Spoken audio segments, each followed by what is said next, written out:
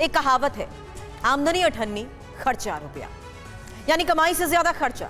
लेकिन राजनीतिक दल चुनाव जीतने के लिए कुछ ऐसे ही वादे करते हैं जिन पर यह मुहावरा एकदम सटीक बैठता है और चुनाव के वक्त मुफ्त की रेवड़ी जैसे वादे किए जाते हैं। लेकिन सरकार बनने पर यह वादे पूरे करना मुश्किल हो जाता है। इसी कल्चर पर कांग्रेस अध्यक्ष मल्लिकार्जुन खड़गे ने अपनी ही कर्नाटक सरकार को नसीहत वाली डोज दी तो जोरदार सियासत शुरू हो गई। जी हां, पहले बीजेपी ने इसको मुद्दा बनाया और फिर पीएम मोदी ने खुद कांग्रेस पर तंज कसा है। पीएम मोदी ने कहा कि देश की जनता को कांग्रेस द्वारा फैलाई जा रही झूठे वादों की संस्कृति से सतर्क रहना होगा। पीएम मोदी के इस तंज पर खड़गे ने भी बीजेपी से 7 सवाल पूछ डाले हैं एक पोस्ट के जरिए। ऐसे में सवाल कई हैं। सवाल यह है कि पीएम ने आखिरकार क्यों कहा कांग्रेस के झूठ से सावधान। दूसरा सवाल, क्या चुनावी गारंटी की अब वारंटी नहीं रही। तीसरा बड़ा सवाल, मुफ्त की रेवड़ी पर मल्लिकार्जुन खड़गे की अपनों को सलाह आखिर क्यों। चलिए, तो इसीलिए अब इंफॉर्मेशन वॉल का रुख करते हुए एक डिटेल इनपुट आपके सामने रखते हैं। हालांकि अपनी अपनी गारंटी खड़गे वर्सेस मोदी ये इसलिए भी कह रहे हैं क्योंकि सबसे पहले हम आपको ये बताने वाले हैं कि प्रधानमंत्री मोदी ने कांग्रेस पर किस तरीके से 10 प्रहार किए हैं, जिसमें कांग्रेस की गारंटी पर पहला प्रहार कांग्रेस अच्छे से समझ गई है कि झूठे वादे करना आसान है। दूसरा प्रहार यह कहते हुए लेकिन उन्हें पूरा करना बहुत मुश्किल या नामुमकिन है। और इसके अलावा प्रधानमंत्री की तरफ से क्या कहा गया, ऐसे वादे करते हैं जिन्हें वो जानते हैं कि कभी पूरा नहीं कर पाएंगे। ये जो बात है वो कही गई पीएम की तरफ से। इसके अलावा अब वो लोगों के सामने बेनकाब हो चुके हैं। मल्लिकार्जुन खड़गे की तरफ से जो बयान दिया गया कर्नाटक यूनिट को, इसके बाद बवाल। हालांकि पीएम मोदी ने यह भी साफ तौर पर कहा कि हिमाचल, कर्नाटक या तेलंगाना की स्थिति बिगड़ती जा रही है। और छठी महत्वपूर्ण बात, तथाकथित गारंटी अधूरी जो इन राज्यों की जनता से विश्वासघात है। इसके अलावा ऐसी राजनीति के पीड़ित गरीब, युवा, किसान और महिलाएं हैं, यह कहा गया प्रधानमंत्री की तरफ से। और साथ ही प्रधानमंत्री ने क्या कहा, कर्नाटक ने ध्यान देने की बजाय कांग्रेस अंदरूनी राजनीति और लूट में व्यस्त है। हालांकि हिमाचल को देखते हुए बड़ी बात कही कि हिमाचल में कर्मचारियों को समय पर सैलरी नहीं मिल रही है। और तेलंगाना का जिक्र करते हुए किसान कर्ज माफी का इंतजार कर रहे हैं, यह बात भी कही गई है। तो ये 10 बड़ी बातें जो प्रधानमंत्री की तरफ से कही गई और इसी के साथ ही कांग्रेस पर कई गंभीर सवाल उठाए गए हैं। आप देखिए एक बड़ी खबर इसको लेकर, कांग्रेस अध्यक्ष मल्लिकार्जुन खड़गे का पीएम मोदी को जवाब भी इसके बाद सामने आया। मल्लिकार्जुन खड़गे ने एक्स पर दरअसल पोस्ट लिखा, खड़गे ने पीएम मोदी से ही 7 सवाल पूछ डाले। 100 दिन की योजना सस्ता पीआर स्टंट मल्लिकार्जुन खड़गे की तरफ से बताया गया है। तो आपको बता दें कि 100 दिन का जो प्लान है वो चीप पीआर स्टंट है। ये मल्लिकार्जुन खड़गे की तरफ से एक्स पर पोस्ट लिखा गया।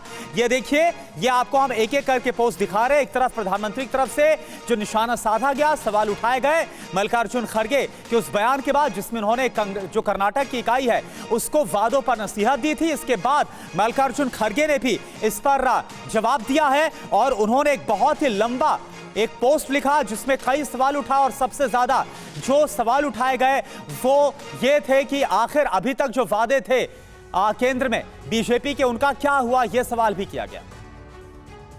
अब खड़गे के क्या है 7 सवाल, यह आपके लिए जानना बहुत जरूरी है। आइए आपको फटाफट बताते हैं मल्लिकार्जुन खड़गे के 7 वो सवाल।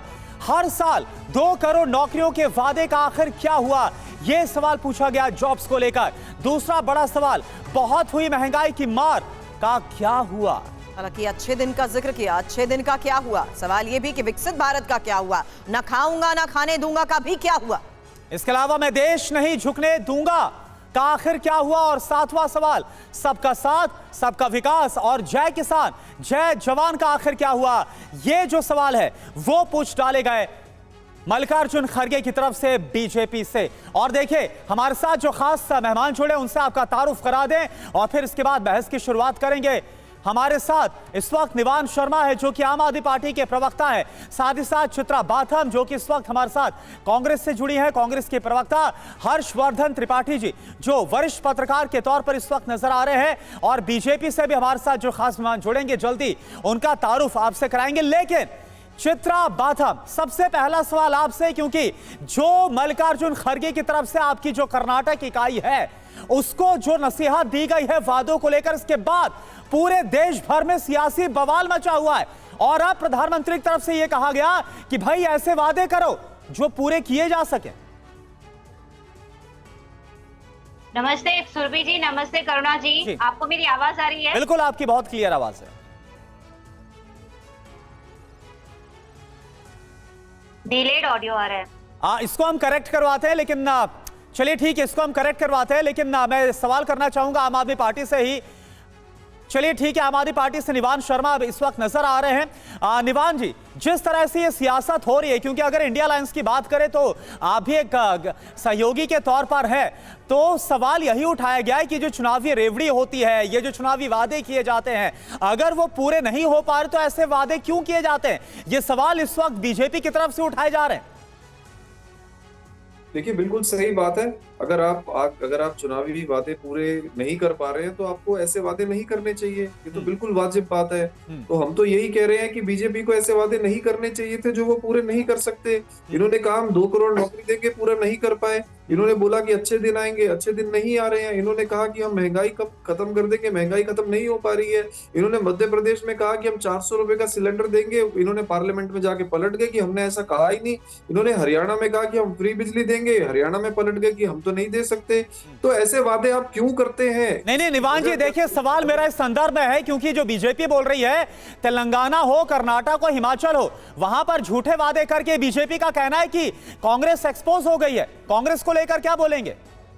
देखिए, पूरी देश की बात है ये। जहां जहां जो झूठे वादे कर रहा है उसको वो या तो पूरे करने चाहिए या तो वादे नहीं करने चाहिए। ये कहां से शुरू हुआ? ये शुरू यहां से हुआ कि जब दिल्ली के अंदर आम आदमी पार्टी ने सोशल वेलफेयर स्कीम्स अनाउंस करी तो लोगों के बीच में आम आदमी पार्टी की पॉपुलैरिटी लगातार बढ़ती गई। हमें गुजरात में सीट्स मिल गई, हमें गोवा में सीट्स मिल गई, हमें जम्मू कश्मीर में। तो जो बात आप कह रहे हैं उस लिहाज से कहना ये सही है ना निवान, कि ये प्रवृत्ति किसी एक दल की तो है नहीं, सभी राजनीतिक दल करते हैं। तो विजय शर्मा जी इस वक्त प्रवक्ता बीजेपी के हमें ज्वाइन कर चुके हैं। विजय जी, सवाल आपसे इसी बात पर है कि अगर इसकी समीक्षा की जा रही है और यह कहा जा रहा है कि गारंटी उतनी दे जितनी पूरी कर सके, क्या यह उस लिहाज से भी जरूरी नहीं है कि वादों की आप फहरिस्त सामने रख दें, लेकिन जो खजाने पर बोझ बढ़ता है उसको भी तो बैलेंस बनाना जरूरी है?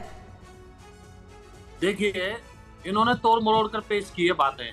बात यह है कि खड़गे जी ने बोला क्या है। खड़गे जी ने अपने चीफ मिनिस्टर और अपने डिप्टी चीफ मिनिस्टर साथ में बैठे हुए थे, तो उनको यह बोला था कि आप इस तरह की घोषणा कीजिए जो पूरा कर सके और जो बजट के अंदर आ सके। तो अब इसका मतलब यह है कि जो खड़गे जी हैं कौन? खड़गे जी एक राष्ट्रीय पार्टी के अध्यक्ष हैं।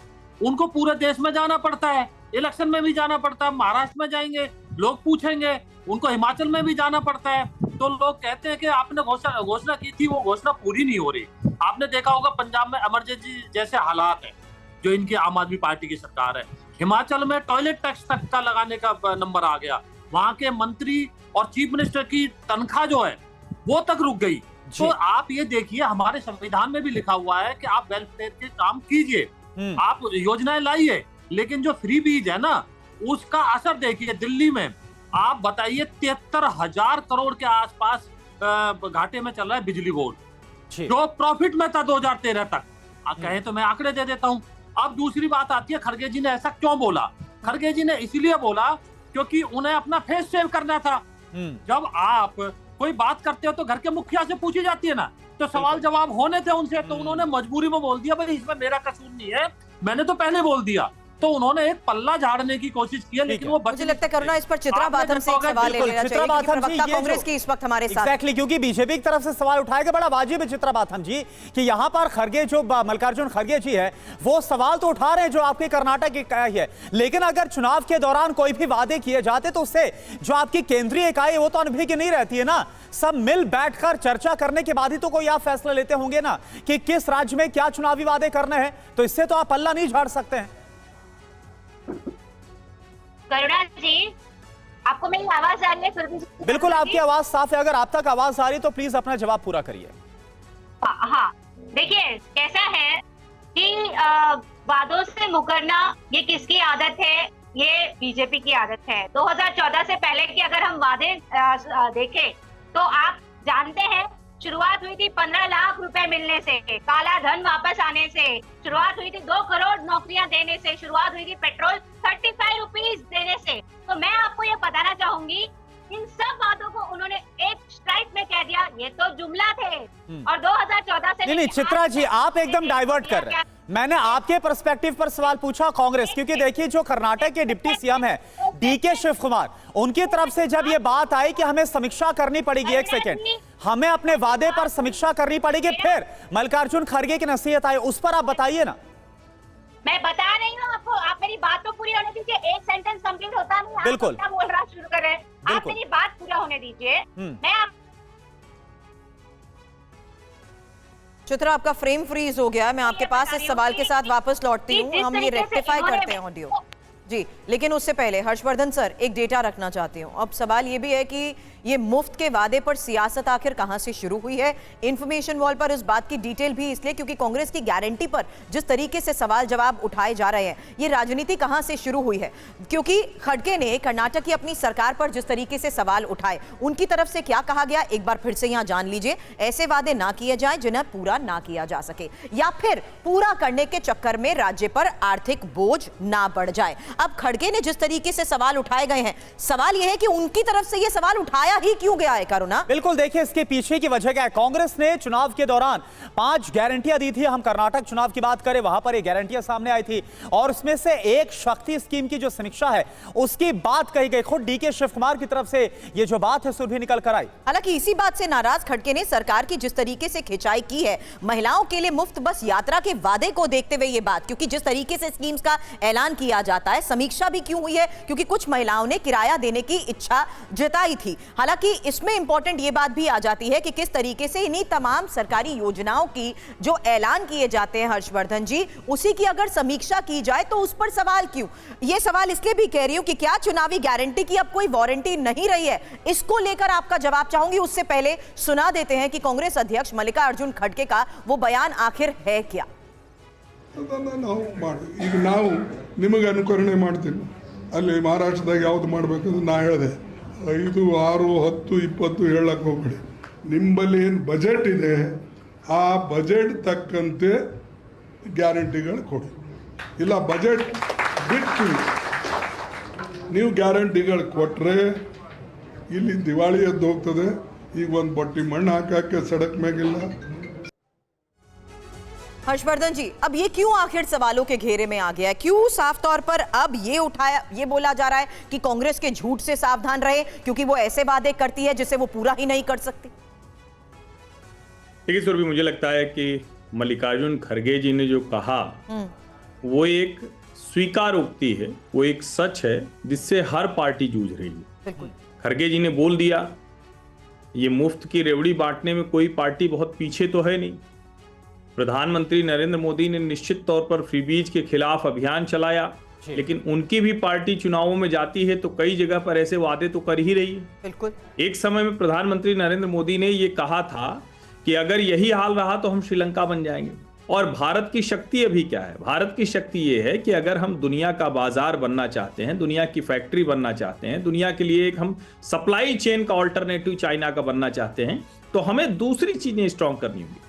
कमाल का काम हुआ है इंफ्रास्ट्रक्चर के फ्रंट पर, लेकिन अब उसके आगे अगर आप रेवड़ी मुफ्त की बांटने लगेंगे और लोक कल्याणकारी राज्य होना और मुफ्त की रेवड़ी का ऐलान करके चुनाव जीतना, दोनों में फर्क है। खड़गे जी ने अपने लोगों से कहा, और ये सबके ध्यान में रहना चाहिए, क्या कौन सी समीक्षा थी? वो शक्ति स्कीम की समीक्षा थी जिसमें कर्नाटक में महिलाओं को, सभी महिलाओं को मुफ्त में बस यात्रा थी। अब उसके बाद से बस की यात्रा की जो टिकट थी वो महंगी क्यों करनी पड़ी कर्नाटक सरकार को? कर्नाटक देश के समृद्ध संपन्न राज्य में है, अगर वहां मुफ्त की रेवड़ियों ने यह संकट कर दिया है, जो प्रियंका राहुल की 5 गारंटियां थी वो संकट कर रही। आप हिमाचल का हाल देखिए, टॉयलेट सीट से लेकर मुख्यमंत्री और कैबिनेट लेवल के लोगों को अपना वेतन कहना पड़ता है कि हम छोड़ रहे हैं। मुझे लगता है कि खड़गे जी की जो नीयत थी वो बिल्कुल अच्छी थी। राजनीति का समय है तो प्रधानमंत्री हमला करेंगे ये भी तय है, लेकिन ये सभी नेताओं के लिए, सभी राजनीतिक दलों के लिए ये इंट्रोस्पेक्शन का टाइम है कि क्या इससे होगा। और देखिए, अरविंद केजरीवाल की आम आदमी पार्टी ने तो इसमें गजब ही कर दिया है। उनकी सरकार है, 11 वर्षों से सरकार चल रही है, और आजकल भाषण में क्या बोलते हैं जानती हैं? आजकल वो कहते हैं ऐसा है दिल्ली वालों, आपका पानी का बिल बढ़ा हुआ आएगा, भरना मत, मेरी सरकार आएगी तो माफ कर दूंगा। अभी किसकी सरकार चल रही है, शीला दीक्षित की या भारतीय जनता पार्टी? इतनी बेशर्मी से नेता इस तरह के वादे कर रहे हैं। मल्लिकार्जुन खड़गे के इस बयान पर स्वस्थ चर्चा होनी चाहिए थी। दुर्भाग्य से फिर से ये राजनीतिक दुष्चक्र में फंस गया है। वो स्वीकारोक्ति थी और ये ठीक बात है कि इससे किसी का भला नहीं होने वाला। ठीक है, बिल्कुल हर्षवर्धन जी, और ये बड़ी आपने अच्छी बात कही कि स्वीकारोक्ति है, बड़ी साफगोई के साथ मल्लिकार्जुन खड़गे ने नसीहत दी और इसको बड़े पॉजिटिव तरीके से इसको सबके लिए एक तरह से आप बता रहे हैं कि नसीहत है। चित्रा बाथम जी, पूरी माफी के साथ, क्योंकि दोबारा ऐसा हुआ, कुछ तकनीकी वजह आई और आप अपनी बात को पूरा नहीं कर पाई। मेरा सवाल वही है जो मैंने आपसे पहले पूछा था, आप इस पर अपना जवाब पूरा करिए। मैं आपको वही बता रही थी, करुणा जी प्लीज आप मुझे बीच में इंटरप्ट ना बिल्कुल, करें। पूरा वक्त है कि आपके अगर मैं आपको स्कीम गिना दूं, हमने जो भी 5 गारंटीज दी थी, हिमाचल प्रदेश हो, कर्नाटका हो या तेलंगाना में, कांग्रेस सरकार ने 1-1.5 साल के अंदर में ही वो सारी गारंटीज को कंप्लीट किया है। मैं आपको बताना चाहूंगी कि गृह लक्ष्मी जो योजना थी, उससे हमने 1.2 करोड़ महिलाओं को हमने बेनिफिट पहुंचाया है। हमने अन्न भाग्य स्कीम के तहत जी, मैं चलिए ग्राफिकली ये इनपुट तीनों स्टेट्स के आधार पर आपके सामने रख दूंगी। मुझे बस इतना बता दीजिए, अगर ये तमाम गारंटीज पूरी की गई हैं तो फिर अब खड़गे साहब की नाराजगी की बात नाराजगी की नहीं थी मैडम। जैसे हर्षवर्धन जी ने कहा था कि ये एक हेल्दी रिव्यू था और ये एक कमेंट था डीके शिव कुमार जी के स्टेटमेंट के ऊपर, तो ये एक इंटरनल चर्चा थी जो उन्होंने बताई है कि हमें लोगों को धोखा नहीं देना है। हम बीजेपी की तरह नहीं है कि हम अपनी गारंटी देते हैं और उनको भुखमरी और बेरोजगारी और महंगाई के दलदल में घसीट लेते हैं। हम उनको अगर ये इतना ही सरल है विजय जी, अगर ये इंट्रोस्पेक्शन हो रहा था और विद इन इंटरनल पार्टी अपने किए गए अपने ही स्टेट्स में एनालिसिस कर रही थी, तो फिर सवालों के घेरे में क्यों? वादे तो आप भी करते हैं, गारंटीज तो आप भी देते हैं, या अगर हम कहें तो कुछ वक्त पहले चुनावी समर में हम गारंटीज वर्सेस संकल्प के तौर पर इसे देख रहे थे। सुरभि जी, जिस तरह से हमारे वरिष्ठ पत्रकार अभी बता रहे थे, तिवारी हर्षवर्धन जी, इसको समझना पड़ेगा। फ्रीबीज और कल्याणकारी योजना में फर्क है। हमारा संविधान भी कहता है कल्याणकारी योजना अप्लाइए, उसमें कहीं दिक्कत नहीं है, लेकिन आपका सारा बजट कल्याणकारी योजना नहीं फ्रीबीज में चला जाए तो आप विकास कैसे करेंगे? आप बताइए ना। देखिए किस तरह से पंजाब इमरजेंसी के हालात है वहां पे, किस तरह से आपने हिमाचल में देखा है, चीफ मिनिस्टर को कहना पड़ रहा है, संसद में मंत्री बोल रहे हैं, रो रहे हैं। इस तरह से कर्नाटक में वहाँ यहाँ के डिप्टी चीफ मिनिस्टर बोल रहे हैं। खड़गे जी जो है वो मजबूरी में बोल रहे हैं, ठीक है, शौक में नहीं बोल रहे। नहीं, आप मजबूरी में बोल रहे हैं, लेकिन यही मैं थोड़े से इनपुट्स आपको देना चाहूंगा। थोड़ा सा आपको यहां पर रोक रहा हूं मैं, कुछ यहां पर आपको जो मल्लिकार्जुन खड़गे की तरफ से एक्सपर्ट पोस्ट किया गया, उन्होंने जो मुद्दे उठाए इसके आधार पर मैं चाहूंगा विजय जी आप जवाब दीजिए। उनकी तरफ से मुद्दा उठाया गया कि बीजेपी के हर साल 2 करोड़ जॉब्स के वादे का क्या हुआ। वो ये बोल रहे हैं कि जो अनएम्प्लॉयमेंट की रेट है वो 45 साल में सबसे ज्यादा है। ये मल्लिकार्जुन खड़गे की तरफ से सवाल उठाया गया।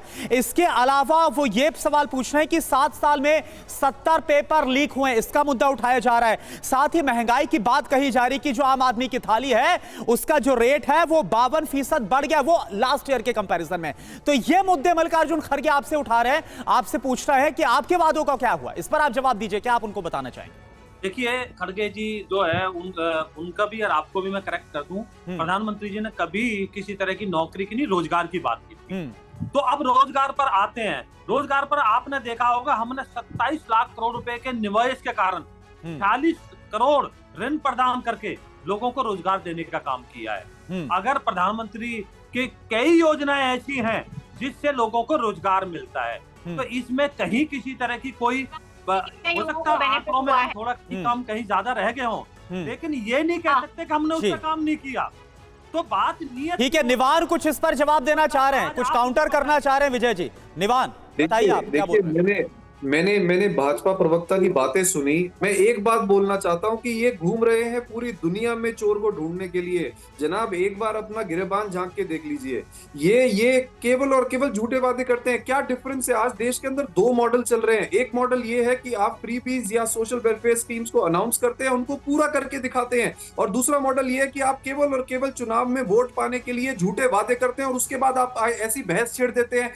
इन्होंने 10 साल केवल और केवल फ्रीबीज के नाम पे वोट मांगे, आज जब इनको पूरा करने की बारी आई, आज ये इधर उधर के बहाने लगा रहे हैं, इधर उधर की बातें कर रहे हैं। अरे आप पूरा करके दिखाइए ना जो आपने कहा। आपने मध्य प्रदेश में 400 रुपए का सिलेंडर करना था, आपने क्यों नहीं किया? आज भाजपा दूसरों से सवाल पूछती है। आप ये बताइए, आपने किसानों को एमएसपी देने के लिए कहा था, आपने क्यों नहीं दिया? आपने 2 करोड़ रोजगार देने के लिए कहा था, आपने क्यों नहीं दिया?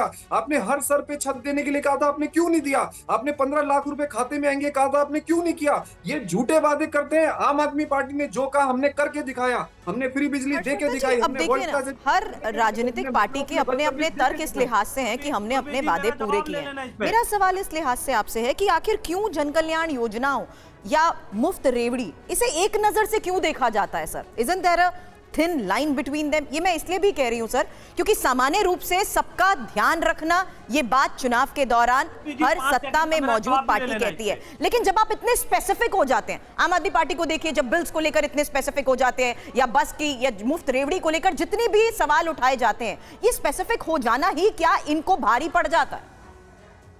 देखिए सुरभि, जब हम लोक कल्याणकारी राज्य की बात करते हैं तो हमेशा एक चीज होती है रिजर्वेशन, हाँ। और दूसरी चीज होती है कि सरकार की तरफ से जो कमजोर लोग हैं उनको आप कुछ मदद करते हैं, कुछ सब्सिडी देते हैं, कभी कभी उनको नकद भी देते हैं। हाँ। लेकिन वो समाज का वो वर्ग होता है जिसको इकोनॉमिक पॉलिसी के आधार पर, गरीबी के आधार पर चिन्हित किया जाता है। अगर कोई सरकार ये कहे हम राज्य की सभी महिलाओं के खाते में इतने रुपए डालेंगे, ये लोक कल्याणकारी नहीं, ये बेईमानी है, धोखा है, इसी को फ्री बीज कहते हैं। अगर कोई कहे कि हम नौजवान के खाते में 1000 रुपए डालेंगे, अरे भाई इसका सीधा सा मतलब हुआ कि सरकारें अपनी जिम्मेदारी नहीं निभा पा रही, वो शॉर्टकट के जरिए जनता का वोट खरीद रही हैं। इसको रिश्वत जैसा माना जाना चाहिए। और मेरा तो ये मानना है कि चुनाव आयोग को चुनाव सुधार के तौर पर इसको देखना चाहिए, और कोई भी ऐसा ऐलान जिसकी बजटिंग नहीं हो ये भ्रम और धोखा देखा जाए फिर जनता के साथ, उस काम को बिल्कुल नहीं होने देना चाहिए। ठीक है। अच्छा, विजय जी शायद से कुछ बोलना चाह रहे थे, आप निवान जी की बात का जवाब देना चाहते थे, आप जल्दी से बोलिए, फिर चित्रा जी के पास समझा रहे हैं। मैं निवान जी को बता दूं, 11 करोड़ जो किसान है उनको किसान निधि के द्वारा कौन दे रहा है? 4 करोड़ मकान किसने दिया, और 3 करोड़ मकान हम आगे देने जा रहे हैं, किसने दिया? 11 लाख करोड़ की सब्सिडी जो विश्व में पूरे कहीं भी आप चले जाइए, जो यूरिया का बैग और ये उर्वरक के बैग है वो 3000 रुपए का है, हम मात्र 257 रुपए में दे रहे हैं। कौन दे रहा? वो भारत देश है, हम किसानों को दे रहे हैं। तो किस तरह से हम विकास के कार्य कर रहे हैं, किस तरह से हमने नल से जल पहुंचाया है, किस तरह से उज्ज्वला योजना के तहत हमने जो हमारी माता बहनें जो धुओं से, किस तरह से हमने शौचालय दिए। अरे भैया आप देखिए तो सही, आपकी तरह हम झूठ नहीं बोलते। पंजाब को आपने क्या नरक बना दिया। दिल्ली का बजट कई दशकों बाद पहली बार घाटे में गया 7100 करोड़ का, जो 2013 से पहले कभी नहीं गया था। तो इस तरह के झूठी ये बातें करते हैं और फिर जनता को लूटने। ठीक है, यानी महाराष्ट्र और झारखंड इलेक्शन से पहले लगातार ये बात वोटर्स तक पहुंचाई जा रही है, आम जनता तक, कि उन्होंने जो वादा किया वो पूरा किया, लेकिन जो दूसरों ने वादा किया वो अधूरे पड़े हैं। चित्रा जी देखिए, एक फैक्ट है और शायद से आप इससे इनकार भी नहीं कर पाएंगे, क्योंकि बीजेपी की तरफ से सवाल उठाया गया कर्नाटक, तेलंगाना और हिमाचल को लेकर। इस पर मैं आपसे जवाब लूं, फिर ब्रेकिंग के पास का रुख करेंगे, क्योंकि देखिए हिमाचल का फैक्ट यह है कि पिछले महीने ही सितंबर में जो रिपोर्ट सामने आई थी कि वहां पर जो वेतन और जो पेंशनर्स हैं और जिनको वेतन मिलता है सरकारी कर्मचारी को, उन्हें पैसे नहीं थे, वेतन और पेंशनर्स को पैसे देने के लिए बाकायदा इंतजार किया जा रहा था। राजस्व घाटा को लेकर जो अनुदान राशि मिलती है केंद्र की तरफ से, उसके बाद पैसे दिए जाएंगे। तो संकट तो है ना, आर्थिक संकट तो है, और ये किस वजह से, ये अब आप बताइए। करुणा जी, आपके सवाल का जवाब देने से पहले मैं यहाँ पे पूरी तरीके से हर्षवर्धन जी की बात से सहमत हूँ कि अगर आप उसको रिश्वत कहते हैं कि 1500 रुपए फिर जो महाराष्ट्र में लाड़की बहन योजना के तहत मिल रहा था, वो भी रिश्वत है, आपने मानना चाहिए। मध्य प्रदेश के अंदर जो लाडली बहन योजना के तहत महिलाओं को रुपए मिल रहे थे, वो भी रिश्वत है, ये आपने मानना चाहिए। और चुनाव के बाद ये योजनाएं कहाँ गायब हो जाती है वो पता ही नहीं चलता किसी को। राजस्थान में इन्होंने कहा था कि मुख्यमंत्री की जो हेल्थ इंश्योरेंस की योजना है, 25 लाख बीमा योजना, वो ये कंटिन्यू करेंगे। 500 रुपए का जो सिलेंडर की जो योजना कांग्रेस की सरकार उस वक्त दे रही थी, वो ये कंटिन्यू करेंगे। लेकिन चुनाव खत्म होने के बाद जैसे ही ये जीत के आए। चित्रा जी, हिमाचल के आर्थिक हालात पर थोड़ा जवाब दे दीजिए, जो मैंने आपसे फैक्ट के साथ सवाल पूछा।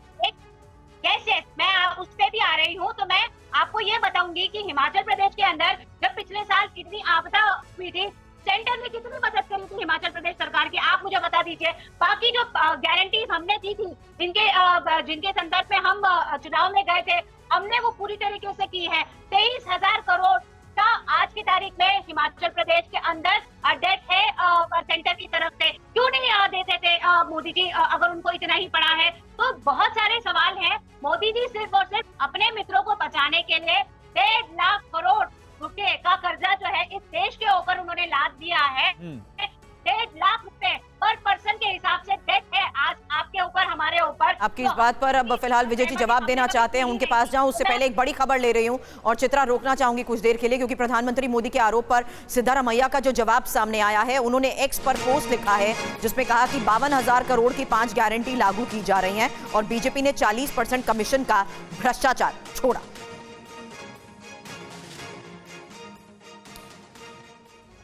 और आइए अब आपको ये बताते हैं कि किस राज्य में मुफ्त के वादे पर कितना खर्च हो रहा है। मुफ्त के वादे पर खर्चा कितना है? पंजाब की अगर बात करें, यहां पर बिजली सब्सिडी का जो वादा किया गया, इसमें सालाना कितना खर्च हो रहा है? 20,200 करोड़ जो खर्चा है वो आ रहा है। इसके बाद अगले स्टेट का रुख करते हैं, दिल्ली। यहां पर बिजली सब्सिडी का जो वादा किया गया है दिल्ली की जनता से, इस पर सालाना खर्चा कितना आ रहा है? 3500 करोड़ रुपए का। हालांकि हिमाचल प्रदेश की अगर बात करें तो ओपीएस के तहत 1,000 करोड़ के सालाना खर्च को लेकर इनपुट है। मध्य प्रदेश की बात करें तो लाडली बहना योजना के तहत ये इन्फॉर्मेशन, जहां पर 14,520 करोड़ रुपए सालाना खर्च बताया जा रहा है। महाराष्ट्र की बात, लाडली बहन योजना को देखते हुए ये आंकड़ा आपके सामने, जहां खर्च बताया जा रहा है सालाना 46,000 करोड़ का। अब सवाल उसी आधार पर निवान ये किया जा रहा है कि एक बैलेंस बनाने की ये कोशिश क्यों नहीं की जाती, इसे एक ही नजर से क्यों देखा जाता है? जहां अगर आप लोगों के सिर्फ बेनिफिट की बात करते हैं तो उसी बेनिफिट के तहत ये क्यों भूल जाते हैं कि यहां पर उन्हीं लोगों के पैसे पर ही सरकारी बोझ और पैसा जिस तरीके से खर्च किया जा रहा है वो कहीं ना कहीं एक धोखा या भ्रम लोगों के बीच पैदा करने की कोशिश की जाती है, क्योंकि ये वादे अल्टीमेटली अगर पूरे नहीं होते तभी तो समीक्षा की नौबत आई। देखिए, बहुत क्लियर है कि अगर आप जनता के लिए काम करेंगे और जनता के भलाई के लिए काम करेंगे और भ्रष्टाचार को खत्म करेंगे तो बोझ कभी भी नहीं बढ़ेगा। बोझ कहां बढ़ता है? जहां पर ये झूठे वादे करते हैं और साथ में भ्रष्टाचार करते हैं। लाखों करोड़ रुपए अपने दोस्तों का माफ कर देते हैं, लाखों करोड़ रुपए के टेंडर जो है वो अपने दोस्तों को दे देते हैं, वहां पर बोझ बढ़ता है। दिल्ली के अंदर 3500 करोड़ रुपए में अगर आप जनता को फ्री बिजली दे रहे हैं और लोगों की जेबों में पैसा जा रहा है तो वो लोगों का ही तो पैसा है। हमने चोरी रोककर, मैंने पता है भ्रम की बात क्यों करी निवान, क्योंकि शुरू में जिस तरीके से हर्षवर्धन सर ने भी कहा कि अब आप जब जनता के बीच जा रहे हैं तो फिर आप क्यों कह रहे हैं कि बिल पे मत करिए, हमारी सरकार आएगी तो आपको देखिए किस तरीके से हम बेनिफिट देंगे। लोगों के बीच जाकर इस तरीके की बयानबाजी का भी तो इंपैक्ट पड़ता है। बिल्कुल, मैं उस पे उसी वक्त करेक्ट करना चाहता था। उन्होंने किस सिचुएशन को कहां पर आके कोट किया, मुझे लगता है ये बिल्कुल राजनीतिक से प्रेरित था। उन्होंने इस बार एलजी साहब ने एक बिल जनता को इशू कर दिया है। माननीय मुख्यमंत्री जी ने कहा है कि आप इसको पे मत करिए, कोई बात नहीं, हमारी सरकार दोबारा आ जाएगी, इसको माफ कर दिया जाएगा। हमारा बिल दिल्ली में हमेशा से माफ है, लेकिन साथ में एलजी साहब बीच बीच में गड़बड़ करते रहते हैं, हम उसको भी ठीक करते हैं। मुझे लगता है राजनीतिक विश्लेषक साहब को हर्षवर्धन जी फिर हर बात पर एक तर्क है, ये कहते हुए आरोप लगाते हुए कि हमें काम करने से रोका जा रहा है। आप हर चीज में एक बेनिफिट ऑफ डाउट नहीं लेकर चल सकते ना। लेकिन नहीं, बिल्कुल क्लियर है। तो बड़ा आश्चर्यचकित हूं। नहीं, आपकी बात का हर्षवर्धन जी एक बार जवाब भी दे देते हैं, जो बात आप कह रहे हैं निवान, सुन लेते हैं सर को। मैं सचमुच आश्चर्यचकित हूं, और जो दर्शक ये देख रहे होंगे अभी टीवी 9 पर ये शो, आप सोचिए जिसकी सरकार 11 वर्षों से उसके राज्य में बिजली का बिल बढ़ा, पानी का बिल बढ़ा गया क्यों? और वो जो पूर्व मुख्यमंत्री हैं जिनकी कुर्सी रखकर आतिशी जी सब कर रही, लोग भूल ही जाते हैं कि लोकतंत्र है या नहीं है। आतिशी मुख्यमंत्री हैं कि अरविंद है। अरविंद केजरीवाल कह रहे हैं कि हम आएंगे तो फिर आपका बिल माफ कर देंगे। ये जनता को भरमाने की कोशिश है। 32 वर्ष में पहली बार, मैं भी समाचार पढ़ रहा था कि पहली बार रेवेन्यू डेफिसिट में जाता हुआ दिख रहा है दिल्ली। न शीला जी के समय में हुआ और अरविंद जी यहां तक लेके आ गए। ये पूरी तरह से फ्रॉड मॉडल है। मैं फिर कह रहा हूं, अगर आपके पास पैसे हैं, पंजाब की सरकार, भगवंत मान की सरकार शपथ लेते ही सीधे आ गई प्रधानमंत्री के यहाँ कि हमें 1 लाख करोड़। निवान जी एक बार सुन लेते हैं, निवान जी एक बार सुन लेते हैं, हर्षवर्धन जी अपनी बात को पूरा कर ले, फिर आपके पास आएंगे। आप पॉइंट्स अपने रखिए, आपके पास आते हैं। कर्नाटक में शक्ति स्कीम के नाम पर महिलाओं को मुफ्त देना है और कर्नाटक में बस की जो टिकट है वो महंगी होती चली जाती। मुझे लगता है ये देश के लोगों को समझना चाहिए। अगर आपकी कोई स्कीम चली आ रही है, आप उसको बजट प्रोविजन करके चला रहे हैं, तो दीजिए पैसे। ईश्वर करे कि हर सरकार इतनी समृद्ध हो कि चाहे जितने पैसे दे दे, लेकिन अगर इस तरह से आप रेवड़ी बांटकर सरकारें चला रहे हैं तो ठीक है, रेवड़ी बांटकर सरकारें चलाना कहां तक सही है, इसको लेकर एक बड़ा गंभीर सवाल, मौजूदा हालात का बचाव करना पड़ रहा है। बिल्कुल निवान जी, हर्षवर्धन जी के इस जवाब पर आपका क्या कहना है? देखिए, बहुत क्लियर हो गया कि इनकी विचारधारा क्या है। ये समाचार के ऊपर डिपेंडेंट है अपने विश्लेषण के लिए, इनकी अपनी नॉलेज। नहीं, आप उन पर सवाल मत उठाइए, जो उन्होंने सवाल उठाए उसका आप जवाब दीजिए। दिल्ली के, अगर ये दिल्ली के ज्योग्राफिकल जवाब वो देने की स्थिति में नहीं होते तो ये बात नहीं बोलते। दिल्ली के अंदर हमने 11 साल 10 साल हमने बिजली मुफ्त दे के दिखाई, क्या उसकी तारीफ नहीं होनी चाहिए? हम जीरो डेट में। देखिए निवान जी, एक फैक्ट आपको क्लियर कर दूं, वरिष्ठ पत्रकार है हमारे पैनल पर इस वक्त मौजूद है हर्षवर्धन जी, जो वो देखते आ रहे यहाँ पर मौजूदा सरकार, पिछली सरकार और जो हो रहा उसके आधार पर, रिपोर्ट्स के आधार पर वो आपसे सवाल पूछ रहे हैं, आपका काम है जवाब देना, आप सरकार में, तो इसलिए आप प्लीज जवाब दीजिए, उन पर आप सवाल मत उठाइए। हाँ, इनका विश्लेषण बिल्कुल बायस्ड है। I am very sorry to say that. ठीक है, उस पर वो जवाब देंगे, लेकिन आप उनके सवाल पर जवाब दीजिए। तथ्यों से दूर है इनका विश्लेषण। इनके सवाल का जवाब ये है कि हमने 10 साल के अंदर सब कुछ मुफ्त देने के बाद भी जीरो कर्जा चढ़ने चाहिए दिल्ली पे, ये रियलिटी है। इसकी तारीफ करनी चाहिए इन्हें। ये राजनीति से प्रेरित होकर हमारी बुराई कर रहे हैं, कोई बात नहीं, आप करते रहिए, लेकिन आप ये बताइए कि क्यों पूरे देश में और कोई राज्य ऐसा नहीं है जहां पे ऐसा करके दिखाया गया हो। हम फ्री बिजली देते हैं, फ्री पानी देते हैं, फ्री शिक्षा देते हैं, फ्री स्वास्थ्य देते हैं, फ्री बस सर्विस देते हैं, फ्री बुजुर्गों की तीर्थ यात्रा देते हैं, उसके बाद भी हम मुनाफे की बजट पेश करते हैं। क्यों पूरे देश में कोई और राज्य नहीं है जो ये करके दिखाए? मेरे ख्याल से विश्लेषक साहब को यह भी देखना चाहिए और हमारी तारीफ करनी चाहिए। राजनीति से प्रेरित होकर हमारी बुराई करने की बजाय इनको न्यूट्रल। बड़ा गंभीर सवाल आपने उठा दिया, बड़ा गंभीर आरोप आप लगा रहे हैं राजनीति से प्रेरित होने का, जरा जवाब दीजिए हर्षवर्धन जी। देखिए, मैं तो कहूंगा कि इस वक्त जितने दर्शक हैं वो सिर्फ एक आंकड़ा खोज लें, क्योंकि ये तो नेता लोग हैं, कुछ भी बोलते रहते हैं। चाहे इनके कहने से हमारी सेहत पर फर्क भी नहीं पड़ता, इनका जीवन ऐसे ही चलता है। जो दिल्ली का वित्तीय वर्ष 2025 का जो एक्सपेंस है, जो खर्च होने जा रहा है, वो खर्च कितना होने जा रहा है? 63,911 करोड़। उनके पास कमाई कितनी आ रही है? जो अर्निंग आ रही 62,415 करोड़। स्थिति क्या होने जा रही है? पहली बार करीब 7,000 करोड़ रुपए का इनका जो कहें कि घाटा होगा इनके जो प्रोजेक्ट हैं उसको पूरा करने के लिए, और ये 10 अक्टूबर को बाकायदा सभी समाचार पत्रों में है। अब आप सबको झूठ बोल दीजिए, और चूंकि आपका संकट है, लेकिन पत्रकार के तौर पर समाचारों पर मैं भरोसा करता हूं, देश भी करता है।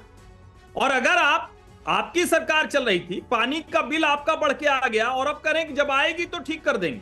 इसी से समझ में आता है कि ये पूरी तरह से चुनावी, एक जिसको कहते हैं ना कि फिर से सरकार में आ जाए, 4-4.5 साल काम नहीं करना है। और दिल्ली पर सोचिए आप, सर, दो छोटी सी बात कहना चाहूंगी। पड़ता है, रोड रोलर चलाते हैं, के आधार पर व्यक्तिगत टिप्पणी हो जाती है। दूसरा, ये सवाल सिर्फ एक मैटर ऑफ स्टेट तक सीमित नहीं है, सवाल उन योजनाओं को लेकर है चित्रा, जिसमें यह सवाल उठा दिया गया कि कांग्रेस क्या चुनावी राज्यों में वादा उस लिहाज से करती है जिसकी वो गारंटी भी पूरी नहीं कर पाती, इसीलिए अब आप सवालों के घेरे में आई हैं। चित्रा,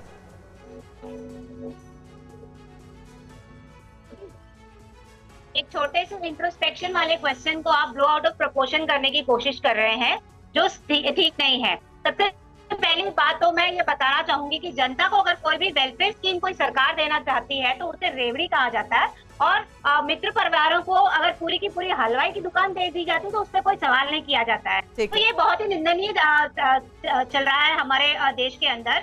मैं आपको बताना चाहूंगी कि हिमाचल प्रदेश की सरकार पिछले बीजेपी गवर्नमेंट के द्वारा 75,000 करोड़ का डेट ऑलरेडी इनकर कर चुकी थी। उसके बावजूद वन पेंशन स्कीम उन्होंने इम्प्लीमेंट की, उसके बावजूद उन्होंने 1,500 रुपीज एलिजिबल जो विमेन है उनको देने की कोशिश करी। उसके बावजूद उन्होंने अपनी इकोनॉमी 20% से ज्यादा बूस्टअप करी और 2,000 करोड़ रुपीज का उन्होंने बेनिफिट वहां पे दिखाया है। ये भी तब जब नेचुरल कैलामिटीज, प्राकृतिक आपदा के अंदर में हिमाचल प्रदेश पिछले साल बहुत ही त्रस्त हो चुका था, और सरकार ने, यूनियन गवर्नमेंट ने उनको 0 की मदद की। तो मैं आपको ये बताना चाहूंगी कि कांग्रेस जो भी गारंटी लेके जाती है उससे कहीं ज्यादा ही पूरी करती है। हम तेलंगाना की अगर बात करें तो किसानों का 40 लाख किसानों का कर्ज माफी तेलंगाना की सरकार ने किया है। वहां पे अभी कास्ट सेंसस होने वाला है। हिमाचल प्रदेश के अंदर दूध के लिए सबसे पहले अगर कोई स्टेट है जो एमएसपी दे रहा है पूरी तरीके से किसानों को, तो वो हिमाचल प्रदेश की सरकार है। कर्नाटका के अंदर शक्ति से लेके, गृह उद्योग से लेके, युवा निधि से लेके, गृह लक्ष्मी ठीक, से लेके, यानी आपका यह कहना है चित्रा जी साफ तौर पर कि जो आपने वादे किए, भले इसका आर्थिक तौर पर बोझ कितना ही पड़े, लेकिन आपने जो वादे किए उसको आप पूरा कर रहे हैं। विजय जी, इसी के आधार पर जो चित्रा जी की तरफ से बात रखी गई, आपसे सवाल पूछना, चित्रा जी का मुख्य तौर पर यह कहना है कि भाई अगर कोई चुनावी वादे किए जाते हैं उसको हम पूरा कर रहे हैं, आप उसको चुनावी रेवड़ी क्यों बोल रहे हैं? और इसका अगर आर्थिक बोझ पड़ रहा है तो जनता की भलाई के लिए तो हम कर रहे हैं। ये सारा सवाल अब आपसे पूछा जा रहा है। देखिए, चित्रा जी की बात तो मैं छोटी सी उसमें जवाब दे देता हूँ। अब चित्रा जी बता दीजिए कि खड़गे जी गलत बोल रहे हैं या आप, ये तो आप तय कर लीजिए।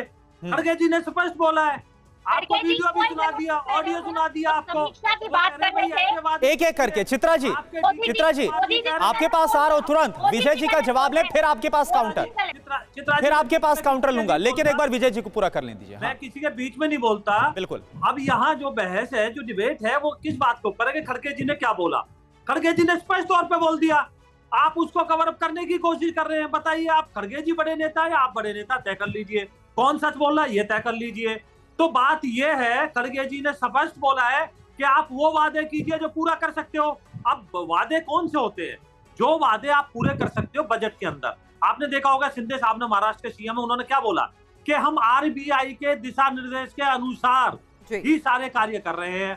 अगर आपका बजट अलाउ करता है तो आप दीजिए, कोई भी योजना लाइए, कौन मना करता है। लेकिन आपकी तनख्वाह रुक जाए, आपके मंत्रियों की तनख्वाह रुक जाए, आपको टॉयलेट के ऊपर टैक्स लगाना पड़े, तो ये फ्री बीज है। ये देश के लिए घातक है, जिसके लिए हमारे यशस्वी प्रधानमंत्री जी ने आगाह किया था। चित्रा, मैं आपके पास जल्द वापस आती हूँ, क्योंकि जरा अब एक और खबर आप सुनिएगा। अब ये कांग्रेस एमएलए आरवी देशपांडे का बयान सामने आया। मुफ्त की रेवड़ी पर वो खुद सवाल उठा रहे हैं और कह रहे हैं कि कुछ जगहों पर इसका दुरुपयोग भी हो रहा है। मुफ्त में देना जितना अच्छा उतना ही खतरनाक भी है। 5 ಗ್ಯಾರಂಟಿಗೆ 65,000 ಕೋಟಿಗಿಂತ ಹೆಚ್ಚು ಪ್ರತಿ ವರ್ಷ ನಾವು ಬಜೆಟ್ನಲ್ಲಿ ಹಣ ಕೊಡಬೇಕಾಗ್ತದೆ. ಅದರಲ್ಲಿ ಯಾವುದೂ ವಿವಾದ ಇಲ್ಲ. ಆದರೂ ಸಹ ಕೆಲವು ಕಡೆ ಏನು ಕಾಣಿಸ್ತಾ ಇದೆ ಅಂದರೆ ಇದರ ದುರುಪಯೋಗ ಆಗ್ತಾ ಇದೆ ಏನಂತ. ಈ ಬಸ್ ಪಾಸ್ ಒಂದು ಸರ್ತಿ ಹೋಗ್ಬೋದು, 2 ಸರ್ತಿ ಹೋಗ್ಬೋದು.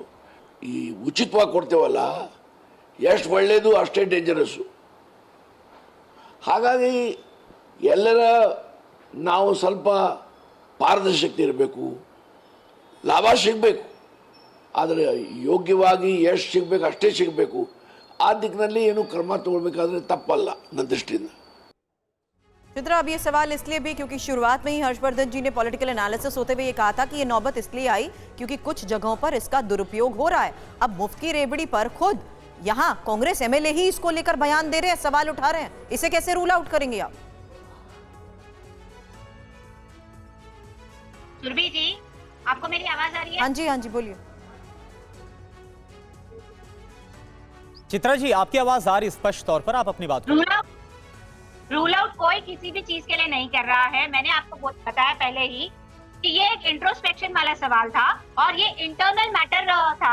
और शक्ति स्कीम को लेकर जो डीके शिव कुमार जी का बयान आया था, खड़गे जी ने उसी के ऊपर कटाक्ष करते हुए कहा था कि हमें जो भी है, हमें सोच समझ के पूरी तरीके से प्लान आउट करके हमें अपना बजट को ध्यान में रखते हुए ही हमें स्कीम्स को इम्प्लीमेंट करना चाहिए। चित्रा जी, एक बार पहले ये क्लियर कर लीजिए कि फ्रीबीज देना, ऐसे वादे करना सही है या गलत? क्योंकि आपके पार्टी के जो अध्यक्ष हैं, राष्ट्रीय अध्यक्ष, वो बकायदा नसीहत दे रहे कर्नाटक को।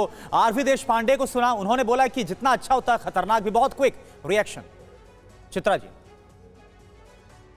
मैं वही आपको बता रही हूँ कि खड़गे जी हमको गाइड कर रहे हैं और इसीलिए वो बता रहे हैं कि कर्नाटका के लोग को कि हमें क्या करना चाहिए और क्या नहीं करना चाहिए। और जो आने वाले चुनाव है महाराष्ट्र और झारखंड के अंदर कितने करोड़ का डेफिसिट हमको जो पिछली सरकारों से लेना पड़ेगा, उसके तहत किस तरीके से हमें अपनी स्कीम को अनाउंस करना चाहिए, उसके ऊपर ये समीक्षा थी। मैं आपको बताना चाहूंगी कि यहाँ पे महाराष्ट्र के अंदर जो लाडली बहन योजना जब से लागू हुई है, तब से तो सरकारी कर्मचारियों की भी यहाँ पे सैलरीज नहीं हुई है, कॉन्ट्रैक्टर्स को यहाँ पे यही बात हर्षवर्धन जी बोल रहे हैं कि सभी को यहाँ पर इंट्रोस्पेक्शन की जरूरत है, सभी को, एक तरफ से सभी के लिए उन्होंने बोला सभी पार्टी को जरूरत है कि वो इस पर सोच विचार करे। आपको रोकना चाह रहा हूं पूरी माफी के साथ चित्रा जी, क्योंकि सीधा रुख कर रहे हैं सुधांशु त्रिवेदी इस वक्त प्रेस कॉन्फ्रेंस कर रहे हैं, बीजेपी की प्रेस कॉन्फ्रेंस का रुख कर रहे हैं, देखते हैं क्या बोल रहे हैं। आर्थिक चुनौतियां लेके आते हैं। हाल ही में उनकी सरकार जिन राज्यों में है उनमें करीब करीब 1.5 साल हो गए। कर्नाटक में आप जाके चेक कर लीजिए, कर्नाटक में 2021-22 में जो इन्वेस्टमेंट था वो 1,63,000 करोड़ था, अब 54,000 करोड़ पे आ गया। हिमाचल में आप याद करिए कि इन्होंने क्या दावा किया था कि हम पेट्रोल और डीजल के दाम कम कर देंगे, आते ही 3-3 रुपए बढ़ा दिए। और उसके बाद क्या स्थिति हो गई कि सरकार के पास कुछ ही दिनों में इतना पैसा भी नहीं रह गया कि वो सही ढंग से सैलरीज भी दे सके। हिमाचल में आपको याद हो, कहा कि सारी बहनों को जो कहा था 1,500 रुपए दे दिए, अभी तक की जो जानकारी है शायद 25-30 हजार से ज्यादा को नहीं मिला है, और फिर भी कहते हैं कि हमने सारा कर दिया है। कर्नाटक में तो आपने यह भी देखा कि वाल्मीकि योजना जो शेड्यूल कास्ट के लिए बनाई गई थी, उससे भी पैसा डाइवर्ट करने का उन्होंने प्रयास किया। जब इनके शासनकाल में महाराष्ट्र था और हमारे शासन में कर्नाटक था, तो इन्वेस्टमेंट में कर्नाटक नंबर 1 हो गया था और महाराष्ट्र पीछे हो गया था, जबकि महाराष्ट्र में देश की आर्थिक राजधानी है मुंबई। अब पुनः महाराष्ट्र फिर नंबर 1 पे आ गया है। तो यह दर्शाता है कि कांग्रेस जब जब सत्ता में आती है तो जो कहा गया वो कभी पूरा नहीं कर पाती है। जहां तक उन्होंने कई प्रश्न खड़े किए हैं आदरणीय खड़गे जी ने, तो मैं कहना चाहता हूं, रोजगार की आप बात करते हैं तो रोजगार के लिए सबसे प्रामाणिक जो डाटा होता है वो होता है ईपीएफओ, एम्प्लॉय प्रोविडेंट फंड, यानी कर्मचारी भविष्य निधि खाता। जब कोई कर्मचारी बनेगा तभी उसके खाते में से पैसा कटकर उसमें जाएगा, और सिर्फ कर्मचारी का खाता नहीं जाता, उसमें जो उसका नियोक्ता है यानी एम्प्लॉयर, वो भी अपना कंट्रीब्यूशन देता है। तो जब तक कोई किसी को नौकरी नहीं मिली होगी और उसका कोई एम्प्लॉयर नहीं होगा, तब तक ईपीएफओ अकाउंट ऑपरेटिव नहीं होगा। और हमारी सरकार आने से पहले 11 करोड़ ईपीएफओ अकाउंट थे और 2024 में आते आते 25 दशमलव कुछ करोड़ ईपीएफओ अकाउंट्स थे। EPFO accounts, employ provident fund accounts में सबसे बड़ी छलांग जुलाई के महीने में 22 लाख नए कर्मचारी भविष्य निधि खाते खुले। खुली आंखों से सुधांशु त्रिवेदी, आपने सुना जिस तरीके से एक बार फिर से कांग्रेस पर सवाल उठा रहे थे और सीधे तौर पर यह आरोप लगा रहे थे कि सत्ता में आने के लिए कांग्रेस की तरफ से झूठे वादे किए जाते हैं।